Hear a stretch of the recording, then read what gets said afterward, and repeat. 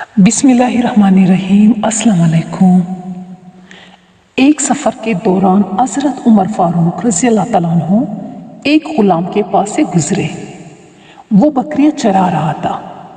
آپ رضی اللہ تعالیٰ عنہ نے اس سے کہا کہ اے غلام، ایک بکری ہمیں بیچ دو۔ غلام نے کہا کہ یہ بکریاں میری نہیں ہیں، میرے مالک کی ہے۔ حضرت عمر فاروق رضی اللہ تعالیٰ عنہ نے اسے آزمانے کے لیے کہا کہ اپنے مالک سے کہہ دینا کہ کوئی بھیڑیا اس کو کھا گیا۔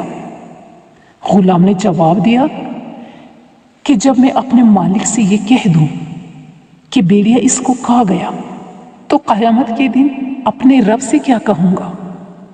حضرت عمر فاروق رضی اللہ تعالیٰ عنہ رو پڑے، پھر اس کے مالک کے پاس گئے اور اس سے وہ غلام خرید کر آزاد کر دیا، اور اس غلام سے فرمایا کہ میں نے تجھے اس دنیا میں اس بات پر آزادی دلائی، مجھے امید ہے کہ تو آخرت میں انشاءاللہ مجھے آزادی دلائے گا۔